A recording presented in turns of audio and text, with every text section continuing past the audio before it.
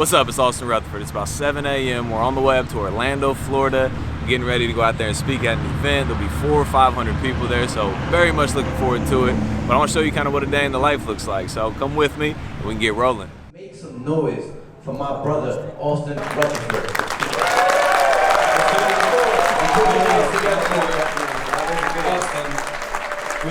Let's go.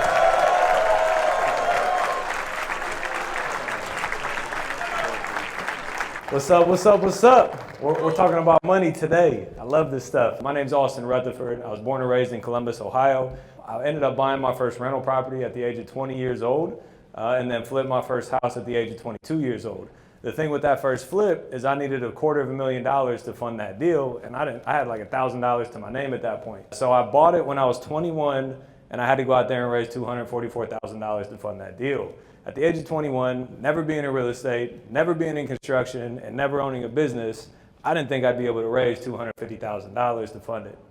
But I went out there, I was able to raise it, flipped that house, made $107,000 net profit, reinvested it all into the business, and it blew up from there. And to this day, I very, very rarely ever use my own money on deals.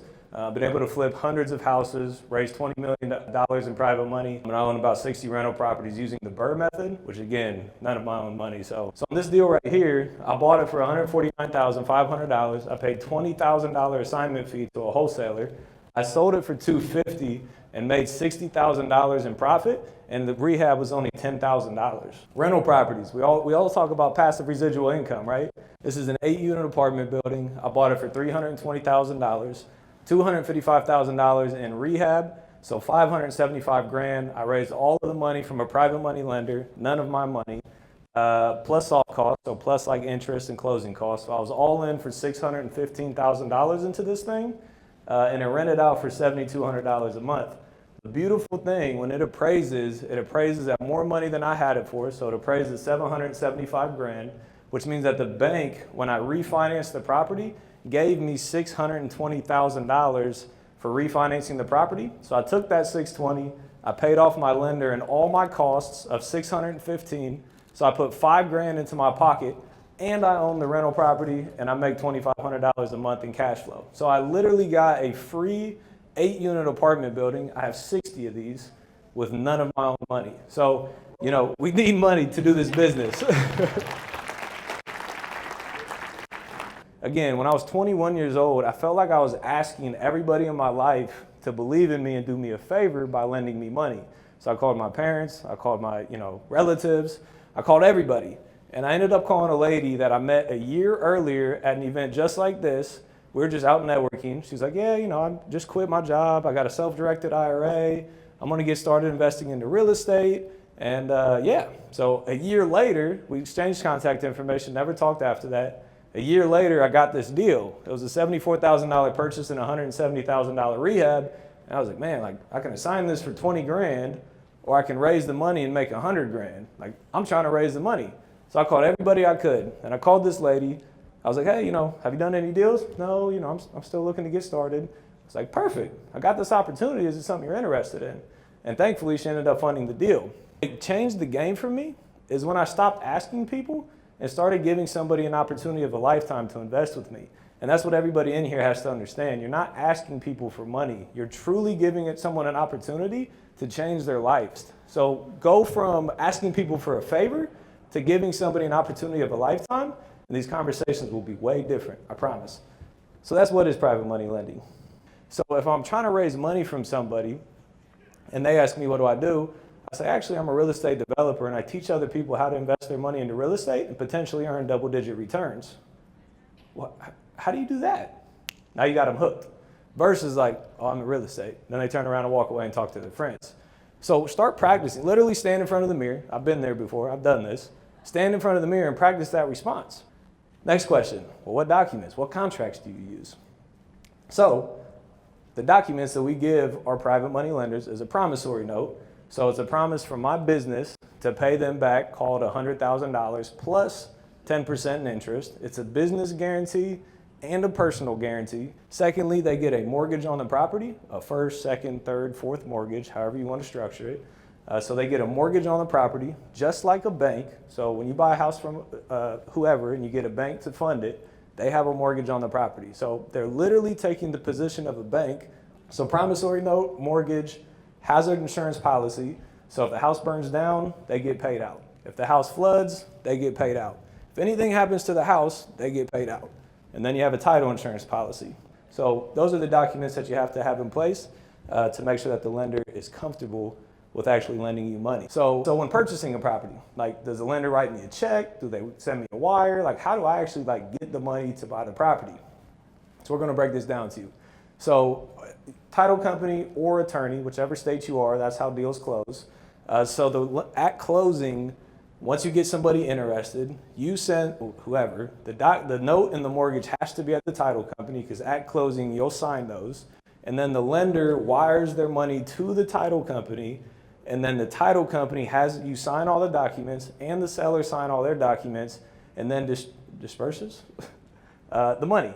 So again, if the lender trusts you to give you the rehab budget on the purchase, which means if it's a $50,000 purchase and a $50,000 rehab, the lender wires the title company $100 grand.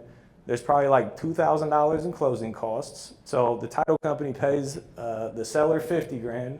They keep 2 grand for closing costs, and then they give you the remaining $48,000 at closing. So you literally have 48 grand in your bank account, and then you use that money to front the rehab. So lender wires it to the title company gets all the documents signed, and then you get the remaining balance to fund the rehab. And again, if they want you to keep it in escrow, the title company can hold escrow and then distribute those rehab funds to you over time as the project progresses as well.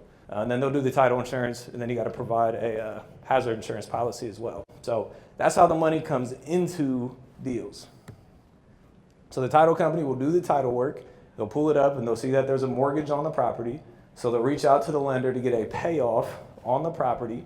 And if they lent 100, and we'll get into some calculations and interest breakdowns, but let's say you have to pay them back 105 grand, so they made $5,000 in interest. So at closing, the buyers will wire their money to the title company. The title company will have your lender sign a release of mortgage, so you're no longer in debt to that property. And then they will take that money, pay off the lender, keep the title fees, and pay you any money that's left. So you're the last one to get paid. But the cool thing is, it doesn't matter how much profit's there, you get paid all the profit. The way that I borrow money, which again, we'll get into in a second, we don't do equity splits. We don't do, partnerships with private money. They get paid interest, and then I carry 100% of the profit or 100% of the losses. That's happened, unfortunately, a couple of times. And then the title company will record the release of mortgage at the recorder's office, send you the copy of it, and then you wipe your hands clean and move on to the next deal. So best place to be is the lender. They lend the money, you sign the documents, you purchase the home, you rehab the home, you sell the home, and then the seller gets all their principal and interest back. So that's just kind of a picture overview of what we just talked about. What happens if the market gets worse and values go down? It's a big question nowadays too, because who knows what's going to happen with the market. What you can say is markets like crypto, right? Down 30% in 24 hours. Stocks. When COVID hit, I don't even know how much it crashed, but it crashed a lot in a week. Real estate doesn't do that. It doesn't just go from 100 grand to 20 grand in a day. It just doesn't happen. It takes a lot of time for that to happen. So you can be great question. Really in the real estate markets, it usually takes about 6 months for something to change. So the good thing is the properties that we buy, renovate, and sell them within 90 to 180 days. So if something were to happen, we've already sold the property and moved on to the next deal. A couple other questions. Is this investment guaranteed? In real estate, in anything, do not ever guarantee something on the investment side. Because if you guarantee it and you don't follow through with that guarantee for whatever reason, if you die, if the market goes to crap, if something happens and you cannot fulfill that guarantee and they sue you, you're going to prison. The feds, it's over for you. You cannot make a guarantee on something when there's risk involved. So no, this is definitely not guaranteed, ever, and say that. I cannot guarantee you this investment, but the good thing is you've already asked them before where their money's currently invested at. So you already know the negatives to their investments. So if they're invested in the stock market, what you can say is, as you know, and do the research, as you know, like when COVID hit, stocks crashed 60%. You're literally owning a piece of paper on the stock side, but is that guaranteed? No. But if you invest with me on real estate, you're collateralized on a 70 cents on the dollar on the property, and you have a personal guarantee, and you have a mortgage on the property. So no investment's guaranteed, but if it was me, you can see how this is a little bit better of an investment. Private money lenders are everywhere. And you start conversations, you talk to people, you be interesting so they're interested. Don't pitch them like the first second you meet them. Don't be like, well, I got this deal here. It just doesn't happen that fast. You say, give them an example. Like, yeah, normally we do deals, we buy them for 100, we put 100 into them, then it's worth 300 grand when it's all said and done. And if it's something you're interested in, I'd love to take down your contact information, send you a packet. We have a credibility packet that we send them. It's like a 10-page thing, tells them who we are, what we do, how we do it, answers all these frequently asked questions. Send them the packet, and then schedule a follow-up meeting. And then at the follow-up meeting, lunch, dinner, phone call, Zoom, whatever you want it to be, you lead with, hey, did you have a chance to look over that credibility packet? And if they're like, no, then I literally go through the credibility packet with them. I'm like, perfect, no problem. Look at page 1. And we just go over the entire packet together because that answers all their questions. So last thing, I don't want to sit up here and pitch a whole course. I have a course that's $300, gives you all the documents, answers all the questions. If you're interested, scan that QR code. That's all I'm going to pitch today. But hopefully that was valuable. I wanted to give as much value as possible and actually teach how to raise private money. Because I promise you, if you raise private money, it's game over. You can 3 to 4 times your business literally overnight. So was that valuable, guys? Cool. So we're headed out to dinner. We just pulled up to Del Frisco's. It's almost 10 p.m. right now. We left at 5 a.m. Night's still just getting started. But I stress this all the time, the power of the people you surround yourself with and the power of the people that you network with, and building a brand on social media. There's a lot of speakers here. I think there was 12 different speakers here, and I knew 2 of them, right? I knew there was 7 speakers that I'd never met before in my life. Coming here though, I knew them because of social media. They knew me because of social media. When you become a speaker and you build a brand and you're known, you can meet those people. You can talk to those people. We're getting ready to go to dinner with 12 different people. You can't network if you're not out networking, right? So go to masterminds, go to conferences, go to meetups, fly out to different cities. That's the only way that you connect. That's the only way that you meet people. So continue putting yourself out there, continue meeting people, network with people, build your relationships, and always be building the brand. At the end of the day, the networking was amazing. We went out to dinner with a bunch of people, a bunch of the speakers, high-level entrepreneurs. That was tremendous. I say it 100 times, you can't stress the importance of the people you surround yourself with. So another thing that I loved and enjoyed is hundreds of people came up to me at the event. It was like, yo, you're Austin Rutherford. I watch your videos, you're inspiring, you're motivating, whatever it is. That motivates me, because that's what I do it for. I try to give back so much free content to try and help other people go out there and pursue their dreams. Because at the end of the day, I want everybody to win. There's plenty of money out here for everybody to win.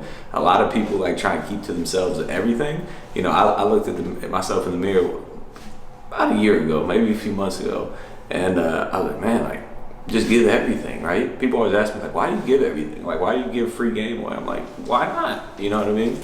So that's my goal, is to help y'all. So if this helped y'all, or if it's helping you, make sure you smash that like button below. Drop a comment. Let me know your thoughts on this vlog type of video. And make sure you hit that subscribe and notification bell. As always, thank you for being here. See you on the next one.